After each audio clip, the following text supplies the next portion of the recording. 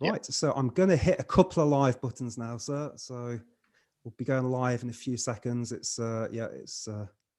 just carrying over now.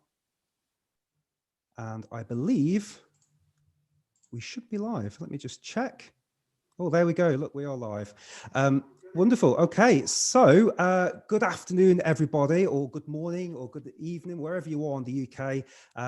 Welcome to Take a Deep Breath. My name is Mike Mayer, and this is a live breathcast. I said breadcast then nearly, with Alan Dolan, aka the Breath Guru.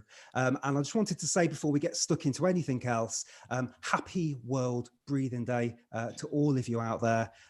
Let's appreciate this wonderful gift that we have, which is conscious breath, the ability to change how we think and feel by using our breath. And maybe why don't we all just, before we get started, let's start by taking a nice slow breath in through the nose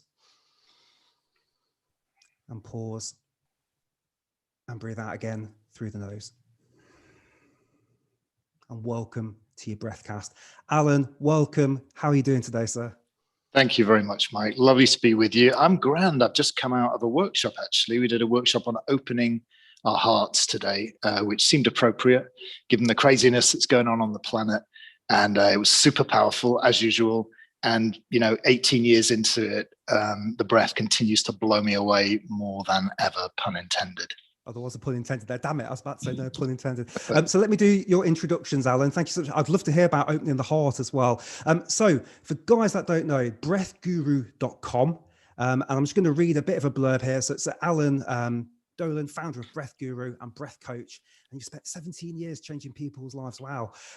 With the simple power of breath. And it says you graduated from Aston University. Well, I didn't know if we ever spoke about this offline, but I'm in Leicestershire. So I'm only, down the road from Aston. Okay. And you went overseas to Africa, Asia, Middle East, working in communications. You're PR manager as well. And after taking a sabbatical in order to pursue an interest in the metaphysical and gaining certification in yoga, transpersonal hypnotherapy and counseling, you were introduced to the wonders of breath work and immediately knew that you'd found a foundation for the next stage of your journey. I love that. That sounds amazing. You've studied with some of the primary teachers in the world of breath. And you've got your own unique style of conscious connected breathing. So Alan, I'm so excited to talk with you. I know that you've worked with a number of people as well around the planet, and you've got a place you're in, I believe, Lanzarote right now, and you showed us some images before. It looks absolutely beautiful. It doesn't have the same view I have. Guys out there, as we're live, if you could do me a favor and just pop into the comments, maybe where you're from. Can you hear us? Where your hometown is, maybe a bit why you're here today. And we will be doing questions with Alan as well on World Breathing Day. So make sure you pop some questions into the chat, the live chat, and we will answer those questions as we go through. So Alan, I know I've just given you a bit of an introduction there, but maybe if you could just take us through that. Let's do a bit of backstory first. Sure, yeah. No problem. So, Manchester, working class kid, Irish immigrant family, quite bright, gay, growing up, understanding that it wasn't the most gay-friendly environment I could be in, and then going to secondary school and finding out that it was Christian Brothers. And I don't know whether any of your listeners have experienced that particular thing, but it was pretty rough. So essentially, I was very sensitive, quite intelligent kid, but just really got closed down, or decided to close myself down really and pull the plug. And I did what most of us do, which is I sought to make myself feel better via external things really. And I had a business degree. I went off traveling. I went to Africa, Sudan, actually. I went to Sudan around about the time of Live Aid. And I sort of tried the kind of management training route, via graduation. And I was in Manchester working for a company, and I lasted 2 weeks, and I knew it wasn't going to happen. I had a moment of enlightenment at the M63 one Monday morning when I sort of saw my future before me, and it looked very grey and very corporate. And I thought, no, this isn't it. So I just went in, gave my keys to the car back to the guys and just said, sorry, this is just not me. And 2 weeks later, I was in Sudan, and I did a VSO program there, which was amazing. It just opened me right up to the fact that these people were some of the most incredible people I've ever met, and they had the least amount of anything. They were not rich by any stretch of the imagination. Of course, you saw all the stuff about Darfur and, the southern part of Sudan where they were having famines. So very long story short, from Sudan, went to Thailand. I thought contrast. So went to Bangkok. I was 23. You can imagine what that was like. I call that my bachelor year. So that was sort of, exploring sex, drugs, and rock and roll. And then over to Taipei, worked in Taiwan for 5 years, and then latterly the Middle East. And it became sort of teaching, teacher training, HR, and then latterly it was PR and communications. And I was attempting to make myself feel better. And I got to sort of the good job place, where is it the 9/11? Is it the Boxster? It's that sort of decision. And I just had another kind of moment of just complete clarity, which was I had a very good living. I was making an amazing living. The salary was incredible, tax-free, house, cars, all that sort of thing. And I had absolutely no life. And that sort of little gem kind of dropped in about 38 years old. And I went into work and I wrote my exit strategy.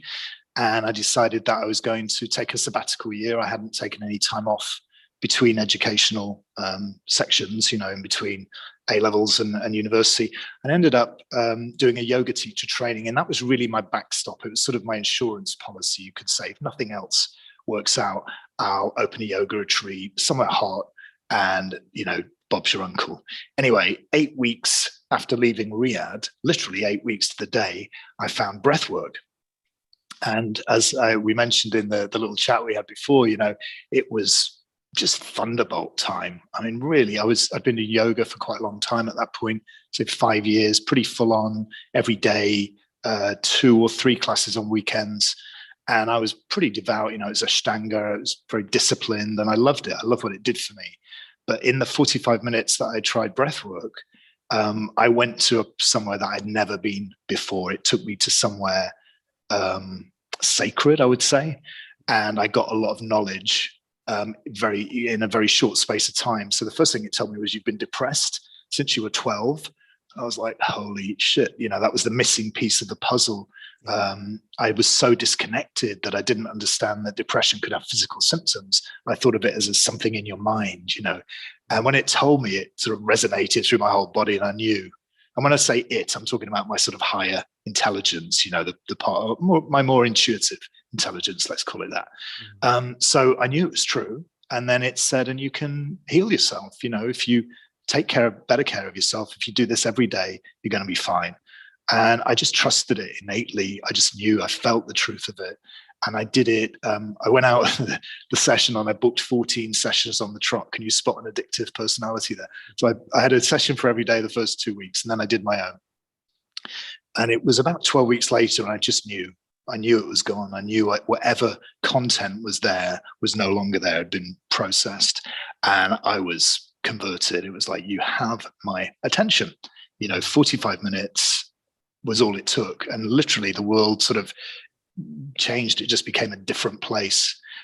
There's loads of ways I could talk about it, but essentially the magic came back. Yes. I'd been living a pretty black and white life. It was very materially based. It was very much sort of my happiness rating, you could say, was linked to the amount in my bank account. Aspiring to the Porsche and a couple of houses and a large chunk of cash in the bank. And it was, of course, it was all about safety. Looking back, I can see it was sort of security blanket, but actually what the breath did for me was turn me inwards. And I began the journey of finding out that actually everything we need is already with us. So from that, that first day, there were 2 thoughts. One was, why doesn't everybody know about this?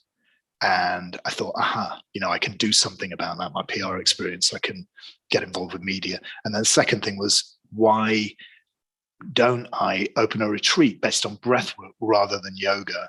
But the same idea, like a really beautiful place, great food, really nice surroundings, maybe body work or massage every day, and really small numbers so we can go really deep. And that's in fact what happens. That's why I'm sitting in Lanzarote talking to you today. So I did both those things, and essentially we put breathwork on the map in the UK. There was really no nobody out there that was doing any kind of publicity at that point. So it was pretty PRable. And, it was a great journey. I had an amazing PR called Amy Hartley, who is still friends to this day. She just knocked it right out of the ballpark. And because I'd got the experience too, we made a good team. And the first thing I did with her was give her 5 breath sessions. And on the strength of that, she went to the States and trained with my first teacher. And, what better PR to have than somebody who's actually got direct experience of what it is you're trying to promote and educate people about. So the thing that I didn't understand was, I thought all my ducks were in a row. Like, I've moved to Lanzarote, I've got the retreat sorted out, I've got this new career, I'm done. And it was like, no, you're just beginning, because now you've got to deal with all your baggage. So those first couple of years, it was pretty apt that I was on an island which is volcanic. There are 352 volcanoes on Lanzarote. It's 60 by 25 miles. And that's exactly what happened. Like, just my stuff came up big time. And continues to, clients often come in and say, okay, I'm really up for it. How long is it going to take? Meaning, how long is it going to take to clear all my baggage? And I'm like, beats me, no clue. Do I have baggage? You bet your butt I've got baggage. The difference is simply that it's less than I've ever had. I'm working at it continuously.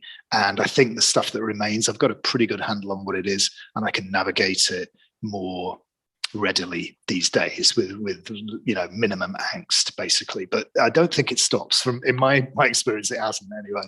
So, but I think, what it's done is just improve the quality of life.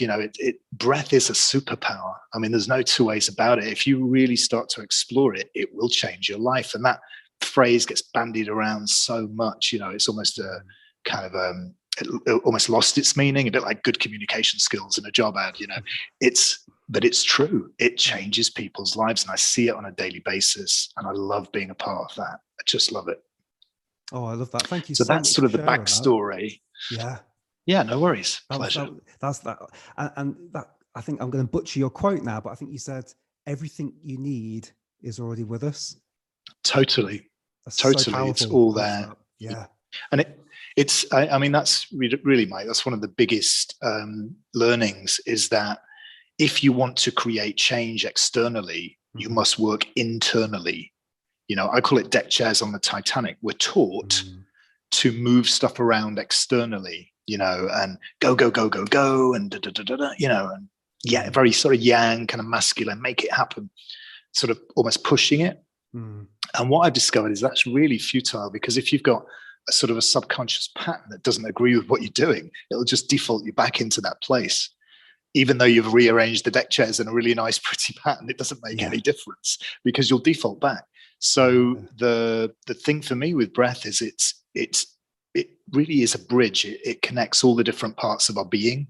It can take us into the really, really deep parts of our subconscious, and it can clear out those patterns which no longer serve us. And they may have done, when we were wee ones, but at this point, the classic is the control pattern. Control patterns are there for a reason. They're functional. They help protect us when we're small, but now at sort of an adult age, they're past the sell-by date. They become prohibitive in that they stop us expanding into who we could be, who we might be, because we're constantly trying to control these externals. And frankly, it just doesn't work, So I'm very much one for like going inside. We just did a workshop today, as I mentioned, and it was all about opening your heart, But the brilliant thing about doing that work is that when you do that, the ripple effects around you, like everything changes. All your relationships change if you change the relationship you're having with yourself. And I didn't know that.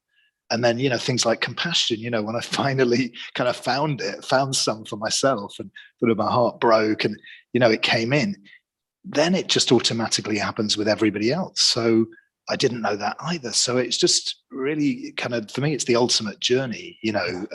It's still surprising me 17, almost 18 years down the line. It's still full of surprises. And I do believe it's the ultimate journey. And you're talking to a complete travel geek here. I love travel. I'm, 94 countries today. And I love the planet we live on. It's so beautiful. But the ultimate journey definitely is the interior one, for sure. No question. Yeah. Oh, I love that. You know, we spoke about this a few weeks ago when we first connected, and similar journey in the sense that I had my gap year a couple of years ago as well. So I had mine at I 36. remember you saying, yeah. And it's that classic thing. I remember sitting on the beach in the Philippines, and I pictured this day for so long. You know, oh, I'm going to travel, I'm going to quit my job, I've got my backpack, and I'm just going to be somewhere else. And there was just this moment of, but you're still with yourself. So wherever you go, you're taking yourself. And it doesn't matter where you go on the planet, you're still bringing yourself with you, which I guess is why so many people seek drugs and alcohol and all those things, because they're trying to get away from themselves to some degree. Yeah, I would totally agree with that. And you're right. Wherever you go, there you are. Was it John Kabat-Zinn said that? You know, absolutely bang on. Yeah. So you got to do your stuff. You know, you got to work it, baby. And, at some point, you've got to turn it inward, haven't you? Yeah, or live a life unexamined. I mean, that's a choice. You know, and some people choose to do that, bless them. And I think maybe that's why they're here. You know, I'm only just working out what mine's about. How the hell am I going to know what anybody else is about? You know, so we've got to choose for ourselves and do what we feel is appropriate for our own peace of mind. Yes. And I think that's one of the things that's really come, especially this year, you know, the last 12 months, because it's so not peaceful on the planet.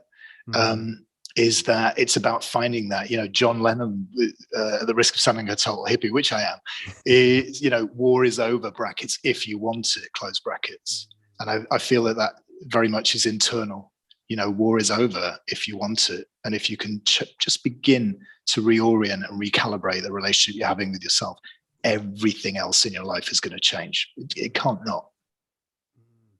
I find that the problem we've got these days is it's so easy to be distracted as well. You know, everywhere you go, you've got your phone with you, your computer, a Netflix with a million different TV shows, whatever it is you're into now, there's a TV show for you, isn't there? There's the news. Yeah, absolutely. And so I worry that, and I'm very much got this problem as well, as I find it so difficult to be able to just switch off and go, right, let's become a little bit bored, or let's just turn off all the external stimulus. So what advice or tips can you give us for kind of creating that kind of safe bubble for ourselves where we get a bit of time?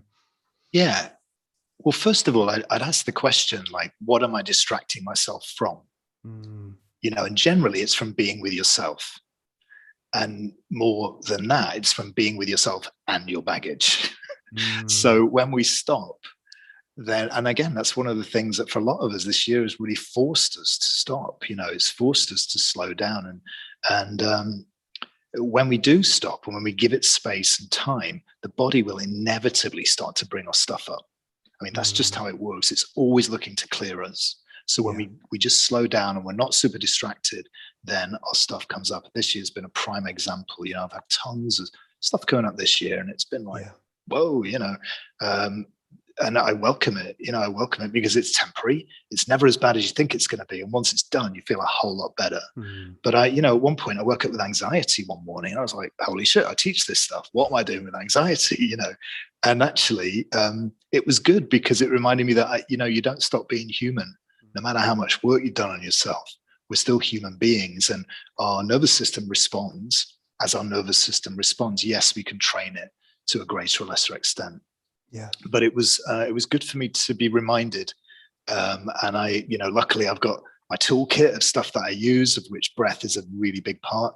And I just did my breath on it immediately. And lo and behold, you know, it processed it and it moved through.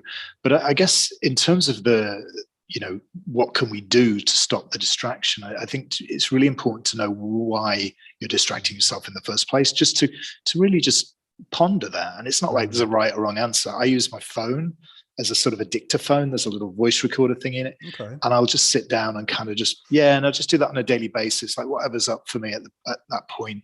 And it's almost like having a therapist, you know, but the therapist isn't saying anything. They're a bit Jungian, you know, they're just kind of writing notes or whatever. I'm just spouting my stuff. And quite often it feels really good just to get it out. And if there's stuff coming up, I'll definitely focus in on that.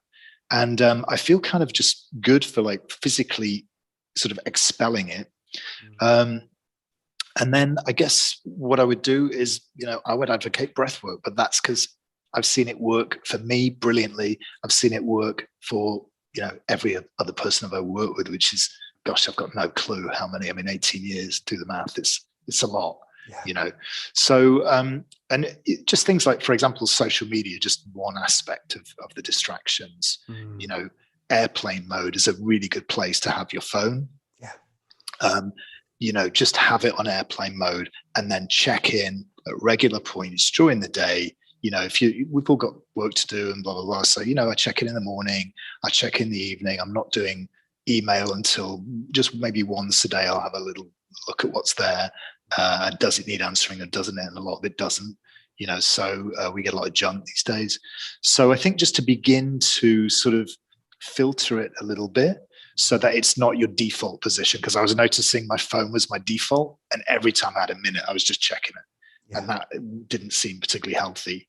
So I cancelled HBO and Netflix because it was getting a bit silly. It was getting a bit. It was getting a bit silly, and I love movies, I love film, but I just felt that this is an opportunity we may never have again. This space that we've been given. And okay, it's not, the circumstances are less than ideal, but there is this space. So why fill it with stuff that you could do anytime?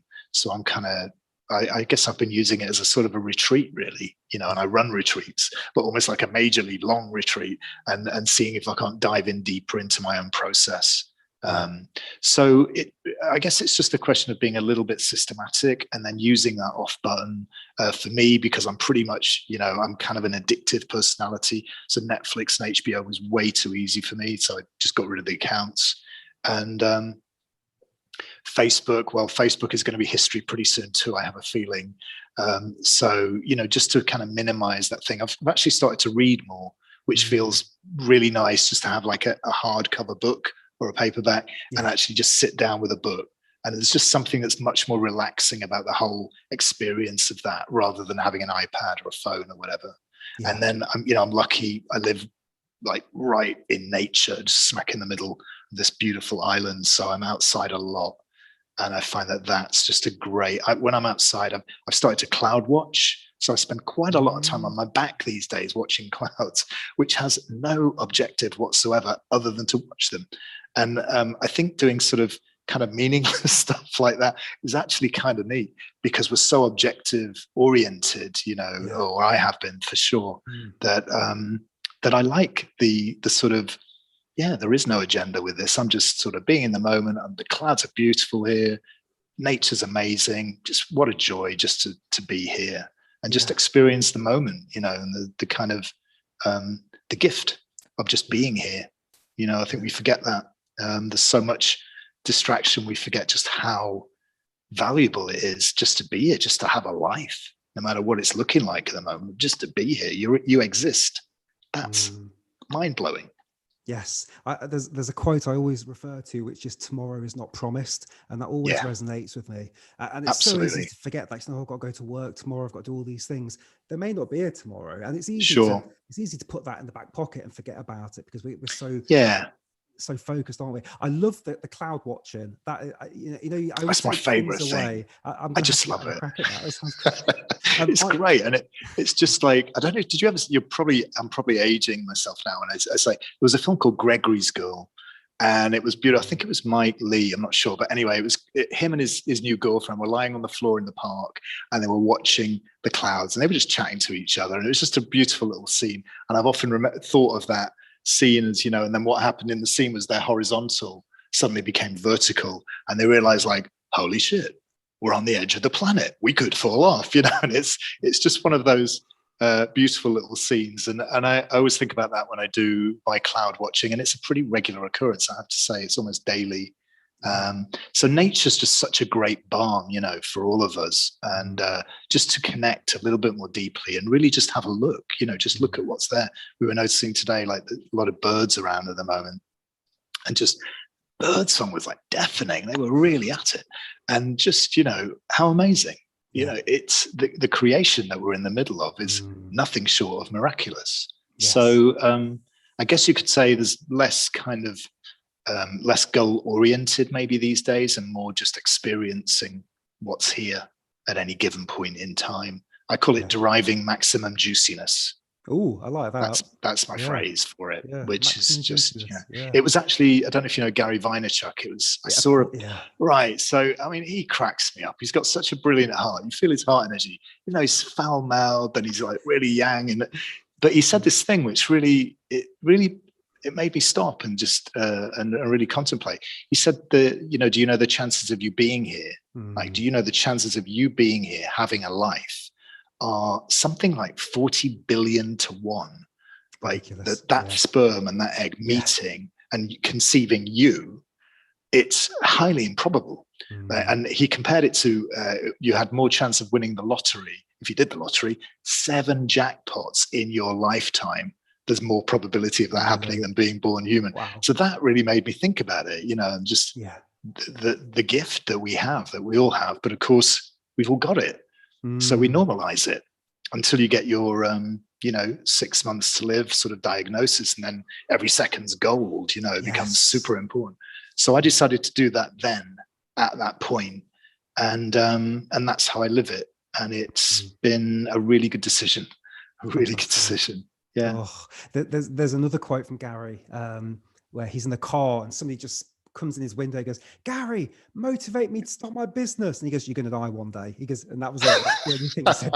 And that was it. I love him. It's just what a character, you know, talk about authenticity, you know, boom. Yeah, you it know, takes a while to get to know him, I think, because I was very turned off by I thought he was like, don't sleep, work 23 hours a day. And that's not what it's about. It's no, he's actually he's actually very compassionate. You know, I feel his heart a lot of the time when he's talking, but he is funny as well. He's just got such a lovely essence, you know, there's nobody but him. He's really kind of one off, as we all are, you know, but he's a particularly interesting variety of the human species, I would say. And very successful and well deserved. Absolutely.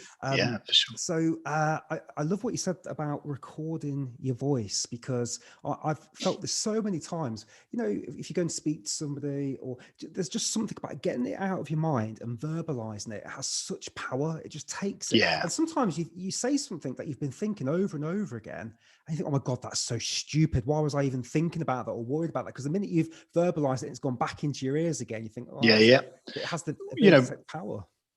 Totally. So a lot of people journal, which I think is great. Personally, I'm kind of lazy, you know, in that sense. I don't really enjoy writing so much. I'm enjoying it less. You know, the more technologically advanced we become, more typing's the thing. But I just really like the idea of, like, you stick your phone on, put it on the table there, and you just kind of, whatever's there, just have a. So I do feel like it's sort of therapy, but it's almost like DIY psychotherapy. And then I can, you know, listen back to it and like, oh, okay, I hadn't thought about it like that, but that's how it's come out, you know.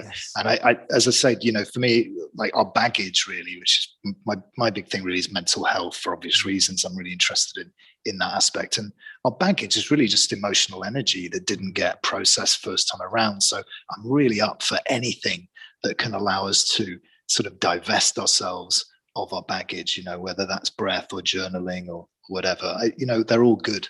Use them all. So that's a couple of great tips there that we can take away. One is just get it out, get that baggage out, either write it or talk about it. And then the other one is pick some of these non-actionable goals like cloud watching. They're 2 key things I've just taken away from you there, which I think absolutely so powerful. Because the minute I'm hearing, I'm like, yes, that makes complete sense. What I'm going to do, Al, I'm going to just jump into the comments a second. Sure. See what is going on. So guys, just again, if you want to ask Alan or me a question, pop it in. We've got Nick in Brooklyn. Hi, Nick. We've got somebody in Portland, Oregon. Joyce. Hey, Joyce. Bjorn in Sweden. Hi, Irene. We've got Claudia in Mexico. Deb in St. Helens. Brian in Lafitte. Where's that? Portland, Lafitte. Never heard of that in the UK. We've got Glenn in Wisconsin. We've got Nadia in Netherlands. We've got Jose in Portugal. Ritesh in India. And somebody's just put Bill Forsyth directed it. So I don't know if that's referring to the film. Oh, right. Okay. Thank you. I stand corrected. So guys, pop your questions in there. Anything that you've got for us, stick it in there, and we'll do our best to get some answers to you as we go through. There was somebody that put a question in earlier because I put something out there saying any questions, and they didn't mention the type of breath work, but they said, how do I stop getting dry mouth? And my initial thought was use your nose, but I don't know if there's anything else. Okay. Well, there's a couple of things, because, you know, the whole James Nestor thing and like mouth breathing's bad for you, blah, blah, blah, blah, blah. Right. Our default position is to use the nose. No question. You know, the nose has hairs for very good reason. I don't know if you read that book, but he did quite an extreme thing where he sort of taped his nose, and it was pretty full on, but a very interesting book. And I just kind of fell in love with it. I heard a quote that he said, which was when he said that when he decided to sort of explore breathwork, he was like, I knew it was going to be a shit show. And I just thought, yes, because there's so many variations. People have so many different ideas about it. But no doubt, you know, the default position is the nose. I use various different breaths. The one I use the most is a mouth breath, but I would only use it for specific periods of time. So we're not advocating using it 24/7. For me, it's very much like taking your breath to the gym. And, you know, you wouldn't go to the gym 24/7, but you might go to the gym on a daily basis and do, you know, a 40-minute workout or whatever. And what you do in the gym will show up outside of the gym. It's very much the same with breath work. So, you know, in terms of the guy that asked about the dry mouth. So if you are using a mouth breath, then how do you stop getting a dry mouth? Well, you don't, but you take your focus away from it so it doesn't accentuate what's happening, and you take it down and you do a diaphragmatic breath. So I'm really kind of big into breathing in the abdomen. What you'll find is that it sort of diminishes, but you've got to keep your focus down in the lower abdomen. I call it the anchor point, which is just below the navel. If you focus there, keep your focus there, you'll find that the mouth thing won't be an issue. And it's really normal when you first start to sort of notice that, but just forget about it and take your attention elsewhere and come down. Oh, I love that. Yeah. I've not heard that before. And again, so simple, but so powerful. Yeah, it's really, and you know, the thing with, I teach a conscious connected breath, as you mentioned in the intro. So, and it was interesting because you had, I've forgotten his name now, the guy, the breath retention guy. Oh, it was amazing. Yeah, I was just hooked. I mean, it was so fascinating what he had to say. But truly, I mean, what I'm attracted to is not so much learning how to control more. There's a place for that, and he does it brilliantly. And you know, Wim Hof and all of that. I've already got a massive control pattern. I don't need to learn how to control more. I can do it really well. I need to learn how to control less. In other words, I need to learn how to let go of my baggage. So the control patterns a lot of us have, I don't want to tighten them anymore. I want to actually undo them. I want to unwind them and allow us to go into a more kind of expanded state. So I was sort of drawn to the other end of the continuum, you could say, if that's how you look at it. And I'm still fascinated by it 17 years down the line, and I'm still learning stuff every single time I do it. I literally just did a workshop today, and we had an experience that I've never had before. You know, just it was about heart opening and bottom line, you know, sort your relationship with yourself. Your relationships with everybody else will equal, you know, will domino effect out. And we were breathing into the upper chest, but we used a mouth breath, and we started with an abdominal and then just kind of brought it up into here. And then we did a little visualization and visualizing ourselves as babies. And like, you know, when a baby's born, it's just pure love, really. And it's innocence, the purity. And I just got sort of to take people there and to remember that part of them is still there. And of course, you know, that gets quite emotional, and, you know, you get the kind of emotional responses and stuff. But I think we forget it. You know, we forget because we get armored up because life happens to us, just exactly as happened to me. I pulled the plug, really. I just disconnected because it was too painful for me to deal with, and it seemed like a viable option, you know. Not that I did it consciously, but I can see why I did it, you know. Whereas actually putting the plug back in and then, you know, dealing with whatever's there and then moving beyond that is really where the action is. And you mentioned drug use before. You know, I lived in Bangkok at 23, you know, done the sex, drugs, rock and roll bit. But what I see, and I work quite a lot with addicts, is there's a really positive intention. They're trying to stop pain. They're trying to numb their pain. And there's also a kind of, I find with a lot of them, there's a sort of a spiritual intention that they're trying to connect with something beyond themselves. and experience beyond themselves. And unfortunately, the thing with most drugs is, and when I say, I'm talking about like synthetic, it will take you into numbness. Like heroin just numbs everything down. Whereas where I want to go is complete awareness. I want to go in totally the opposite direction, because that's actually where the action is. So stuff that's going to bring us into greater, more expansive states, stuff that's going to really turn up the volume on our consciousness, that's going to turn up the volume on our senses, amazing. So, and again, clearly I'm biased. I'm not the most objective person on the planet. And a lot of my graduates, I've gone on to teach breath retention, and bless them, that's brilliant. It's just not where my kind of passion is. I'm really still very passionate about finding out, like, how can I really learn to release even more? And how can I learn more about myself, my internal workings, my center, God, call it whatever you like. I call it Derek a lot of the time. It seems like God is quite a loaded word for a lot of people. So, but I'm interested in that, really exploring what's there. You mentioned the heart math thing before, and I just find that work so fascinating. The idea of like the heart being a generator. And I've really experienced that. And you do experience that with breath work. You get this sense of like, wow, this isn't so much just, me breathing in oxygen and energy. This is actually my heart's generating something here. And it's really powerful. Yeah. So yeah, I'm completely hooked still. In fact, probably more engaged than I've ever been with it, really, to be honest. Oh, isn't that amazing? Because how many people can say that in their career, 17 years on? You speak to the person working in the bank or what have you. You get to that point, like you mentioned, it being quite a grey future, and I can see that. I can understand that. I think I love to hear stuff like that, because it's like breath is this thing, isn't it? Like you've got some of your students that you've gone down the retention route, and as you were saying, I was thinking, isn't it wonderful? Because breath is so varied in itself. I was watching something earlier about Jason Mraz talking about how he uses breath for singing, and then you've got somebody else that was talking about panic. We're going to talk about panic in a little bit. You've got people that work with the armed forces, and they're just trying to get those guys calmed down. Totally. And all the other stuff that sits around it. So it's such a fascinating field. It really is. Exactly. It's the utility of it and the universality of it. I love that. Do you have lungs? Yes. Okay. You can do this. I mean, that's it. That's the criteria. So, and the fact that it can, reach every single level of our being, not just the physiological, but the mental, emotional, which is, I work a lot there, and the spiritual, whatever that word means to you. And it's not like there's any dogma or theology. It's just a method of exploring yourself. And you come to your own conclusions as to what it is that's the center of your being. And it's just, I had an image when as I said, I love yoga, and I had an image when I first found breath of yoga being like the road into the city. And I was sort of smelling the roses, and the hedgerows were there, and it was all really beautiful. And when I did my first breath session, it was just like, holy shit, this is the Autobahn. Boom, you're there. And I'm an Aries, we're not known for our patience. So I love stuff that gets really quick results and really tangible results. And again, I love that about it, because when you start to work with your breath, you feel different straight away.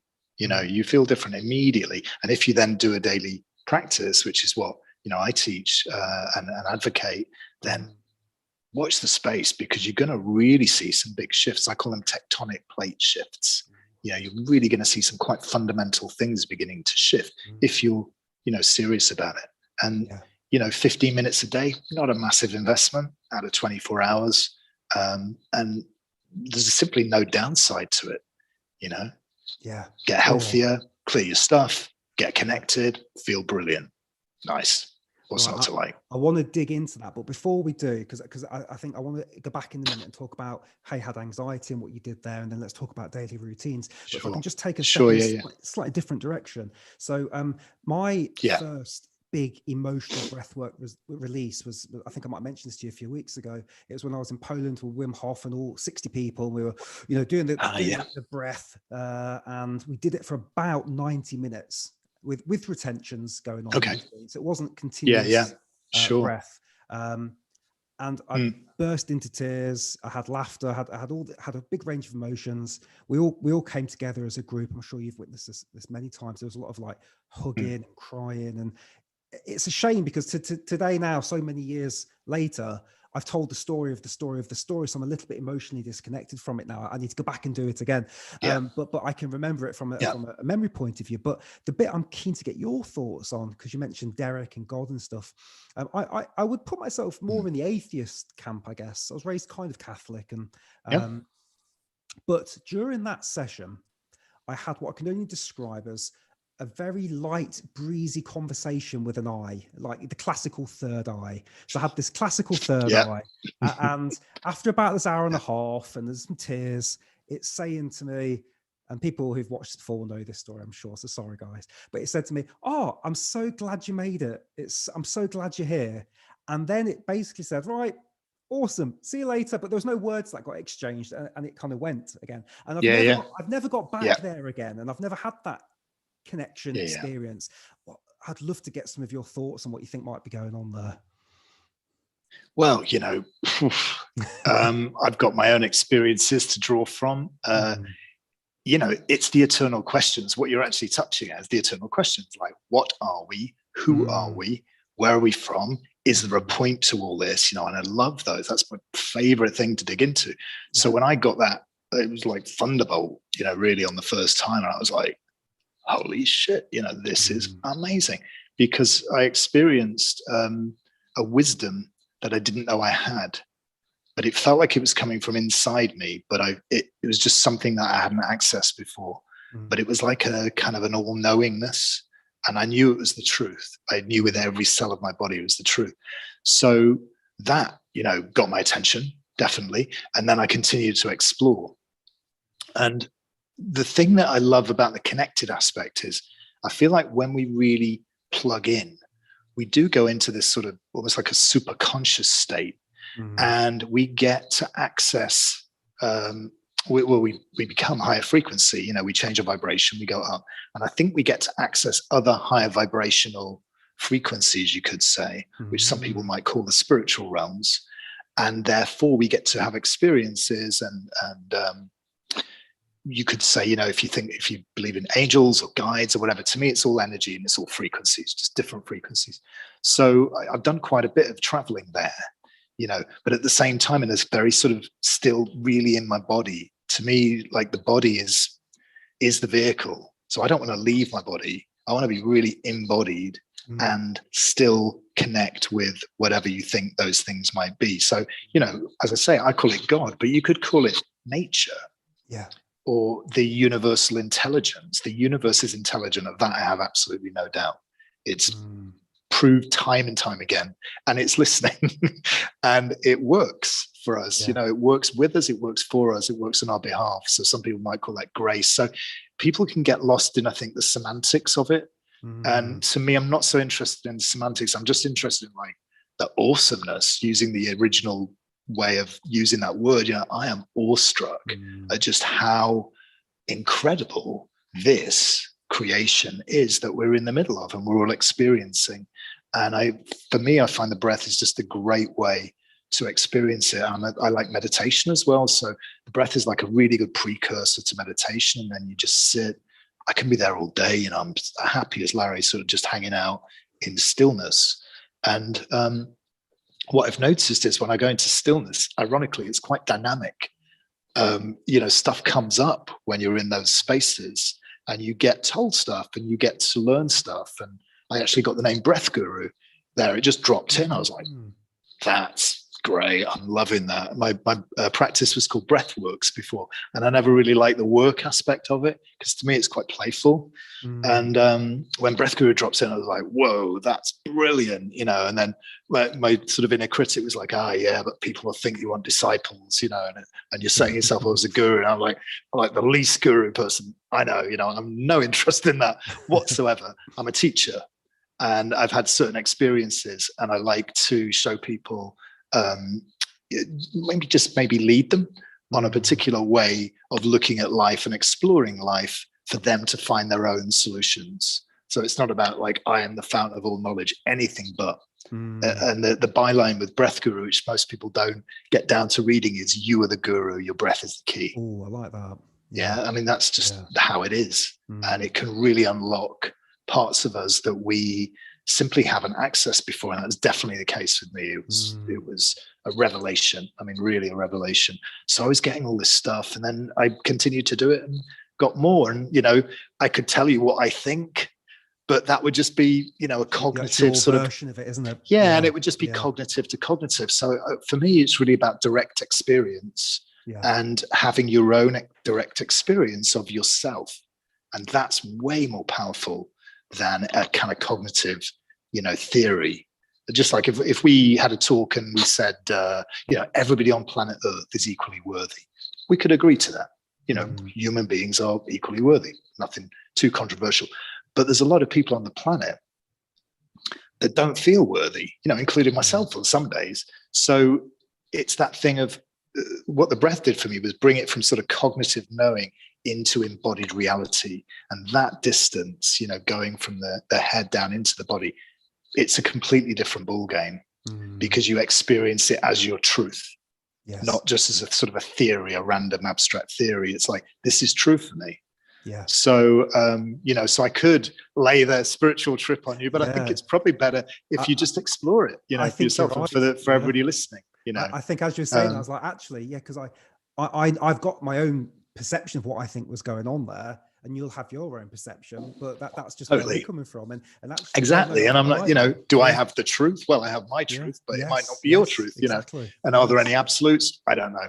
You know, again, I just find that lesson there, because I feel like I'm always searching for somebody else to go, okay, Mike, let me tell you exactly what happened there. And actually, I don't need you to tell me that as much. No, exactly. That's the point. You've nailed it. That's it. So when you stop and you just go in and you connect with yourself, that's where you're going to find it. It's now. It's every single second. There's an opportunity. And I think what we've been programmed to do, certainly what I was programmed to do, was be very future oriented. When I get to there, it'll all be great. When I've got the new partner or the new house or the car, then it'll be all right. And it's like, no, actually, that's bunkum. It's now. It's in this moment. And you know, some people refer to the eternal now. We're always in now. So just to really slow down and just go inside and find out, you know, what's there for you and what experiences are waiting for you on your process. And, you know, I train people to do this job now. So I love seeing that because they, you know, they all come to it in different ways, but essentially they get to the point where they're like, here, now, yep. You know, if you want it, if you want to check in, then yeah, it's available 24/7. So that's just awesome. Again, very back to awesome. That word. Very awesome. No, I love that. And the other place I can't get back to that place again. Well, I haven't really tried, to be fair, but I got the message I needed to. But a place I do get to more regularly when I'm doing kind of deep breathing is I'll be able to put my hands over my eyes because I want complete darkness, and I get this ethereal cloud, green cloud. And what happens is the cloud starts to clear. It comes forward at my face. It opens up. And I'm in space, and I've got there like 3 or 4 times now, and I can look around and I can see stars in space everywhere. It's this fantastic thing. And then eventually, obviously, everything gets back to normal, and I'm back in my body. And stuff. Well, it sounds like you've got some exploring to do. Yeah, absolutely. Why wouldn't you want to do that? Yeah. For sure. For sure. And you know, that's the other amazing thing about it is everybody's experiences are unique to them. So we might have some commonalities if we shared notes, but actually your path is absolutely unique to you. Nobody's going to do your path. Nobody can do it for you. It's yours. And your process is going to look completely unique. And I find that, again, mind-blowing. Like everybody is on a completely unique path, and the universe is giving you what you need at any given point in time to take the next step in your personal evolution. I mean, if you think about the intelligence that's working that out for everybody and everything in the universe, you know, it's one of those ones where somebody's smoking a doob, you know, and they're going, oh, there's a universe in one atom of my fingernail kind of conversation. But it really is mind blowing, and it is quite literally beyond mind. I don't think our minds can really comprehend that. So, you know, rationality is overrated, in my opinion. And that's, again, what I love about coming into the body more, is you come into more of a kind of an intuitive space, like a more right brain intuitive understanding. And of course, we need both. So we need the Yes. balance of those two. Yeah. But my left brain's got me into all sorts of problems, and all sorts of tricky situations. My intuition never steered me wrong, ever. Well, there's a great quote you just reminded me from The Great Dictator speech, which is a Charlie Chaplin film. I don't know if you've ever come across it. And in there he says, I've seen. We think too much and we feel too little. And that's always stuck with me, that little bit. It's so powerful when you start to think about that. And it's what you reminded me of. Yeah. I'm going to just jump into the comments for a second, just to see what's going on. And then maybe we can talk about routines a little bit then, because I think that's what people would absolutely love to hear. Let's have a quick look what's going on here. Brian in New Jersey. Hi, Brian. Someone's put here, are you Wim Hof's cousin? I'm not sure if that's a relation to the beard, maybe. Well, I'm taking that as a compliment, buddy. Hello to Berlin from Valentino. Got a question here. Is daily breath work too much, i.e. is overstimulation? Well, that is a good question. Well, I think, it's a bit like how long is a piece of string? As I said earlier in the interview, I booked 14 sessions on the trot when I first found it, because I was just like, whoa, I'm exploring this big time. My addictive streak sort of showed up there. No, short answer, no. I think, and in fact, I advocate a daily practice of, I've got sort of audios that I give to my clients, and there's an 11-minute audio and a 27-minute audio. And the idea is they do the 11-minute daily and they do the 27 minutes maybe once a week. So you have like a big session when you've got some time, maybe the weekend or whatever, but you keep yourself plugged in with a daily practice. So I think it depends, how you're doing it, what you're doing. Mine is it's kind of a laid back way of working. It's not all guns blazing, fireworks, etc. It's sometimes that can be sledgehammer to crack an egg. We're quite sensitive beings. So I'd rather err on the side of caution, kind of come up to speed rather than come in, pedal to the metal. So I don't, the answer to your question is really personally with the way I work, no. But I wouldn't say that across the board, because people work in different ways. We are sensitive beings and our bodies are sensitive. So you're kind of going to know, I think you're going to get a sense of what's appropriate for you. The only thing that I would flag up, if you're beginning to do a daily practice, is you're then going to start connecting with your subconscious material, which will come up. And at that point, you'll probably get resistance. So you might have questions, normally it will come in thoughts. So it'll be, oh, it's not really working for me, or it's too difficult, or this doesn't work, or who's that guy with the beard anyway, Pacino, and, et cetera, et cetera. So I love that bit, right? That bit is great. You're heading in the right direction and your ego's panicking. So it's throwing the toys out of the cot. Don't listen to your thoughts. Just keep going. It's a really, really good sign that you're in resistance to it. Having said that, I care a lot about my clients and the people I work with. So, I had one lady who, she called me after being at the retreat, and she's like, so I did a 7-hour breathwork practice. And I'm like, whoa, but it turned out she was sort of going to sleep, having a snooze, coming back, having a little one, and floating off.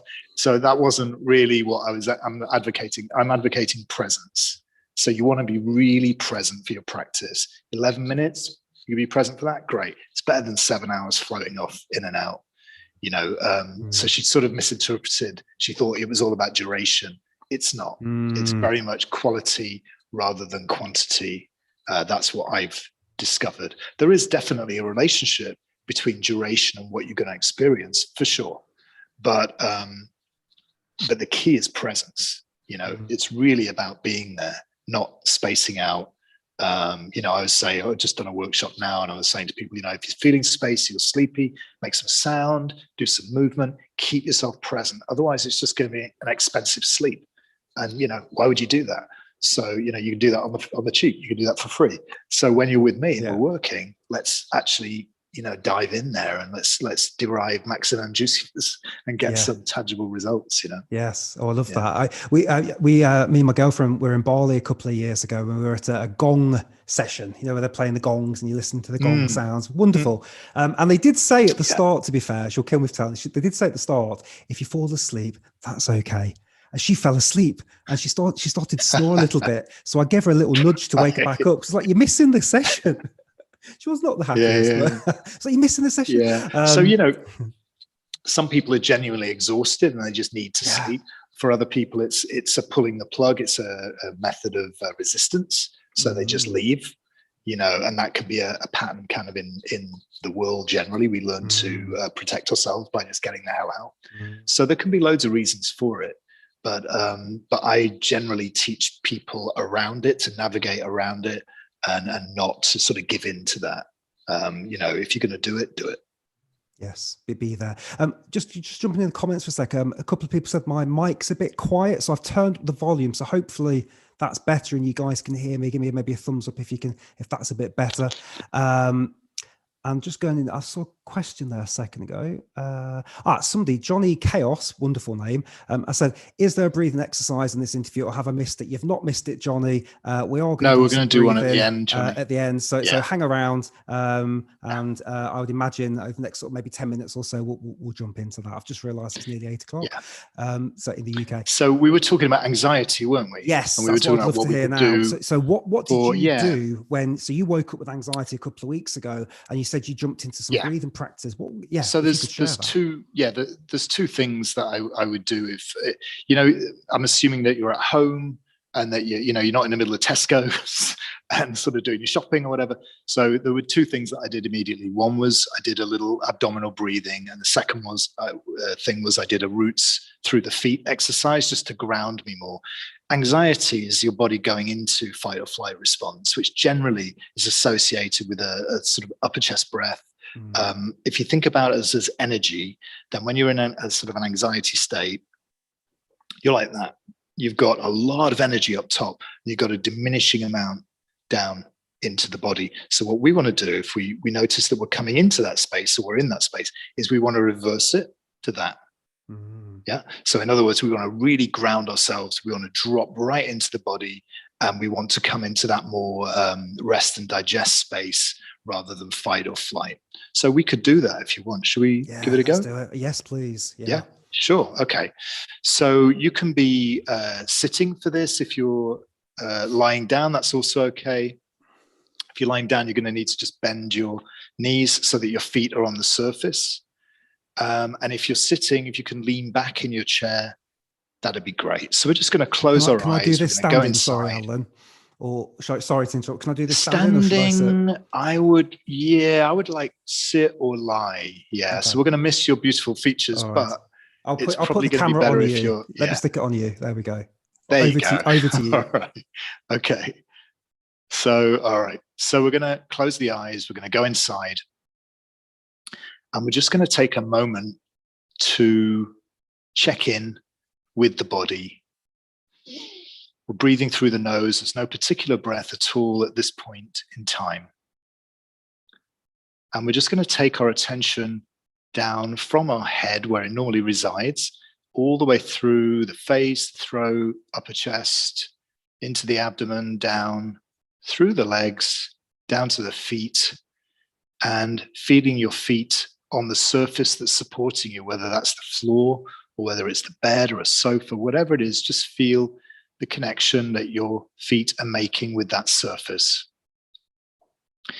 And from the arch of each foot, you're just going to send a little root or shoot down. It's going to corkscrew its way down through the floor, one from each foot, through the floor and through any subsequent floors if you're in a higher building, down to the earth.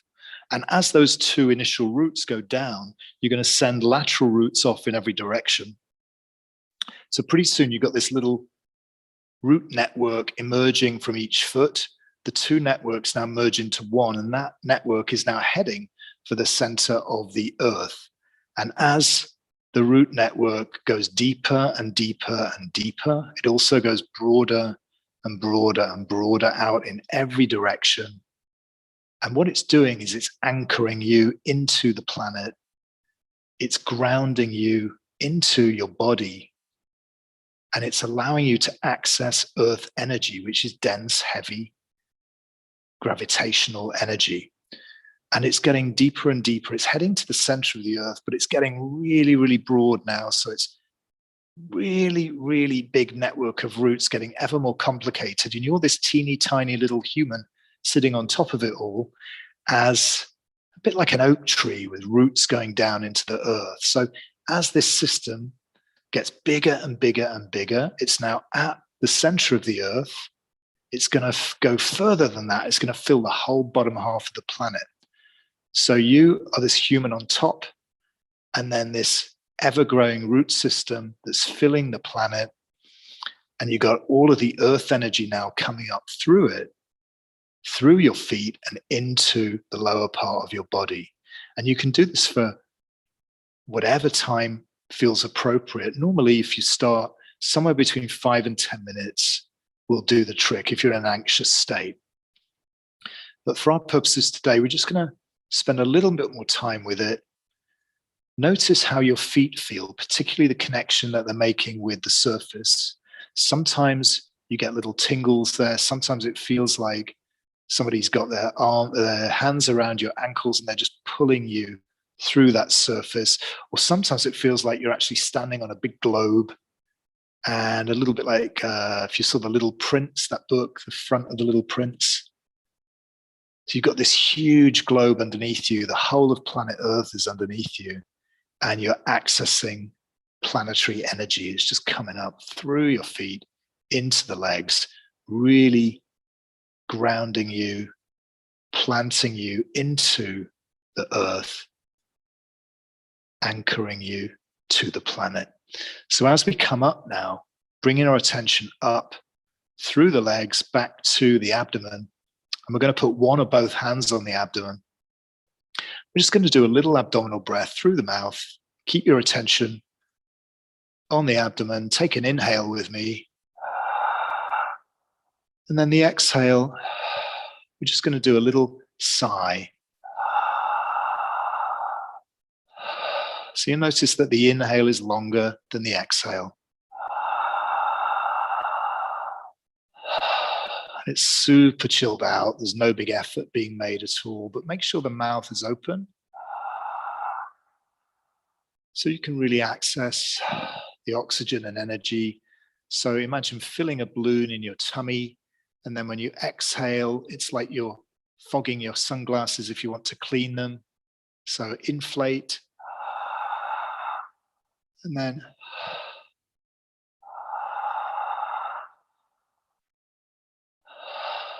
make sure that the breath is comfortable for you. Make sure the mouth is open, and see if you can breathe in a continuous flow.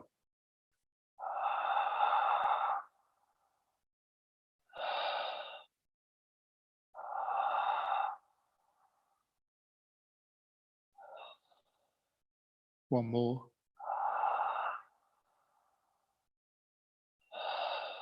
Just close the mouth, go back to the nose, allow everything to relax. If you've got your legs bent, just let them straighten.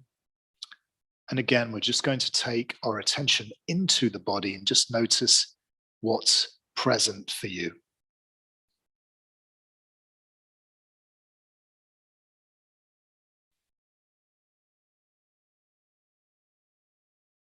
Notice how the emphasis is on the lower half of the body now. We're just breathing in and out through the nose, no particular breath.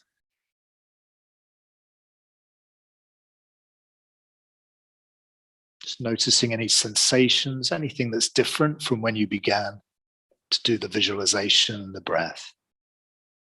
We're not looking for anything in particular. We're just in our awareness, noticing what we're experiencing, allowing everything to be exactly as it is,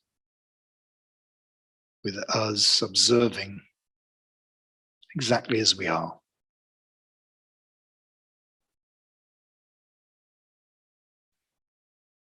So very gentle breaths. And then gently coming back, opening the eyes, maybe wiggle the toes, wiggle the fingers a little bit.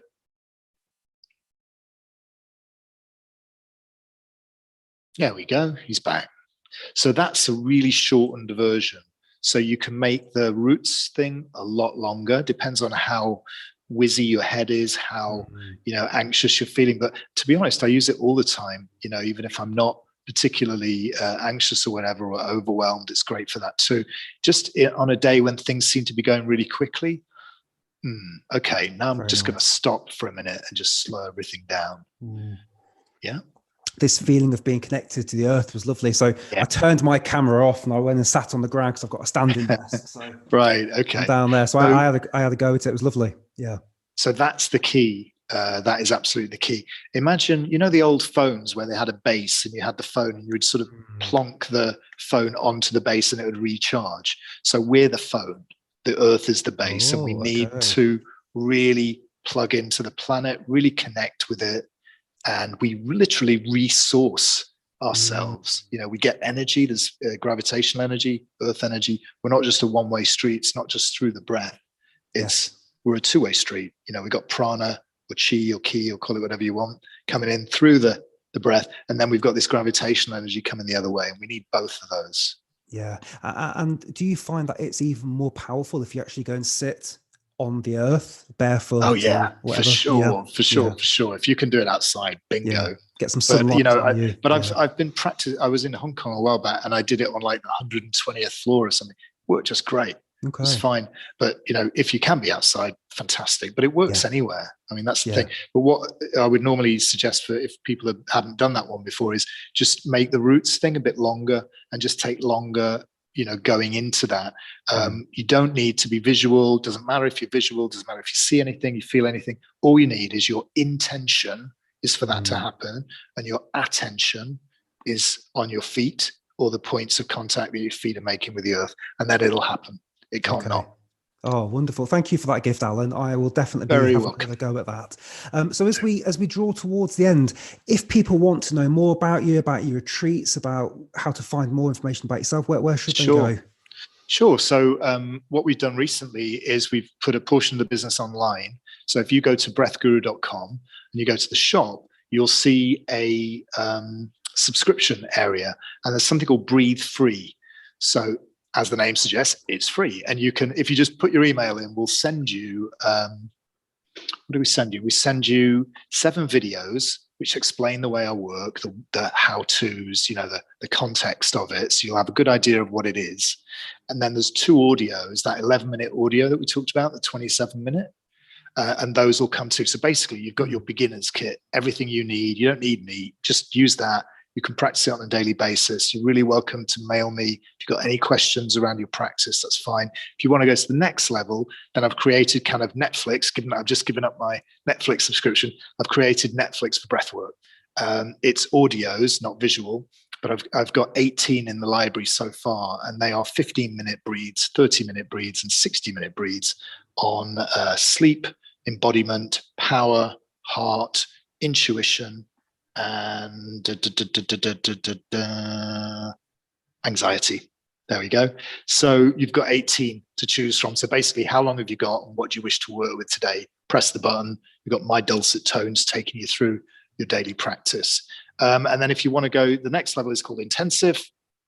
And that will give you access to our weekly workshops, the one I just did this afternoon, which are 4:30 GMT, British Summer Time, to 6 every Sunday. And the work, they're pretty powerful. I've just got a client with me at the retreat now, and we've been working together in person for this is her 3rd visit, but it was the first workshop for her today, and she was blown away. She couldn't believe, like, wow, it's even more powerful, and it is, because you've got a group field. So that's extremely powerful stuff. So just, suck it and see, have a look and just see what you think.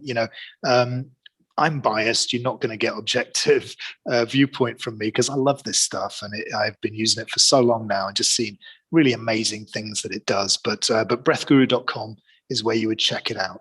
Wonderful. And I'm assuming when you said suck it and see, that was also pun intended. There you go. Yeah. Okay. So, no, wonderful. So guys, I think I've already linked it below in the description if you're live. And if not, I'll make sure it's popped there as well. Brilliant. So you just click on the link and go straight to Alan's site. So lovely. I think as we wrap up then, Alan, I just want to say thank you. You do have dulcet tones, and I have thoroughly enjoyed listening to your voice as well today. So thank you so much. And to everybody in the, sorry, go ahead. No, it's a total pleasure, absolute pleasure. And, I mean, we talked about this right at the beginning. Anything that gets the word out there, I'm up for. Breath is a superpower. It's just not talked about so much. I'm so glad it's coming into the zeitgeist now. Been banging away at it for a long time, and now it's here. So don't miss it. It's really, I've tried everything that's out there. This is a showstopper. Oh, what a beautiful way to end it. Guys, thank you so much for being part of the live Breathcast. This is the third one of these we've done now, and what wonderful guest to have on World Breathing Day as well. So if you want to know more about World Breathing Day, just Google that, and there'll be loads of wonderful stuff about breath work, again, to Alan's point about getting the message out there. Couple of last, just very quick bits before we dial off the live cast. If you've not followed us on Instagram, if you could go to takeadeepbreath.co.uk and give us a like or a follow over there, that would be incredible. We're trying to grow that community at the moment, and we've just released ourselves some MP3. So if you like the tracks that are on the YouTube site, and you want to support Take a Deep Breath, we've just put a couple on there for a couple of dollars, and it just helps fund the channel, so we can keep doing content like this and helping you. So if you want to do that, that would be incredible. And I think that's about it. So I'll end it there and just say once again, thank you so much, Alan. Thank you guys for watching, and we will see you on the next Breathcast. Cheers, everybody. And if we just wait a second, I will end the stream in a sec, because there's a little bit of a delay.